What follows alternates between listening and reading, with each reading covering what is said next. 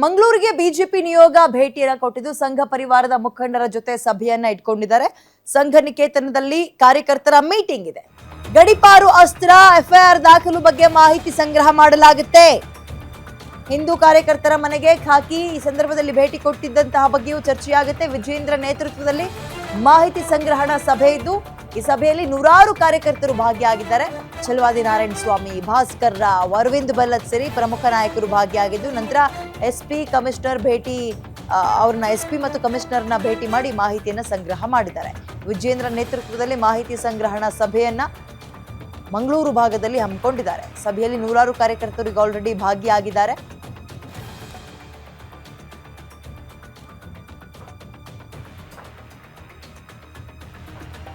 ಮಂಗಳೂರಿಗೆ ಬಿಜೆಪಿಯ ನಿಯೋಗ ಈಗ ಭೇಟಿಯನ್ನ ಕೊಟ್ಟಿದೆ.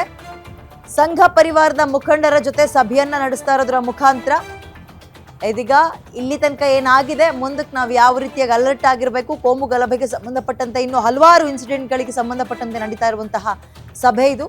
ಸಂಘ ನಿಕೇತನದಲ್ಲಿ ಕಾರ್ಯಕರ್ತರ ಮೀಟಿಂಗ್ ಅನ್ನ ಹಮ್ಮಿಕೊಂಡಿದ್ದಾರೆ. ಗಡಿಪಾರು ಅಸ್ತ್ರ ಎಫ್ಐಆರ್ ದಾಖಲು ಮಾಡಿರೋದ್ರ ಬಗ್ಗೆಯೂ ಕೂಡ ಮಾಹಿತಿಯನ್ನ ಸಂಗ್ರಹ ಮಾಡ್ತಾ ಇದ್ದು, ಹಿಂದೂ ಕಾರ್ಯಕರ್ತರ ಮನೆಗೆ ಖಾಕಿ ಭೇಟಿ ಕೊಟ್ಟಿತ್ತಲ್ಲ ಅದ್ರ ಬಗ್ಗೆಯೂ ಕೂಡ ಇದರಲ್ಲಿ ಚರ್ಚೆಯಾಗುತ್ತಂತೆ.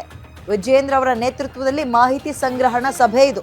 ಹಿಂದೂ ಕಾರ್ಯಕರ್ತರೆಲ್ಲರೂ ಕೂಡ ಕರಾವಳಿ ಭಾಗದಲ್ಲಿ ಇದೀಗ ಒಗ್ಗಟ್ಟಾಗಿದ್ದು ಏನೇನು ಸಮಸ್ಯೆ ಆಗಿದೆ ಅನ್ನುವಂಥದ್ದನ್ನು ಅವರ ಲೀಡರ್ಸ್ಗಳ ಬಳಿ ತೋಡ್ಕೋತಾರೆ. ಛಲವಾದಿ ನಾರಾಯಣ ಸ್ವಾಮಿ ಅವರು ಸೇರಿದಂತೆ ಅರವಿಂದ್ ಬೆಲ್ಲದ್ ಹೀಗೆ ಇನ್ನೂ ಹಲವು ಪ್ರಮುಖ ನಾಯಕರು ಈ ಒಂದು ಮೀಟಿಂಗ್ ನಲ್ಲಿ ಭಾಗಿಯಾಗಿದ್ದಾರೆ.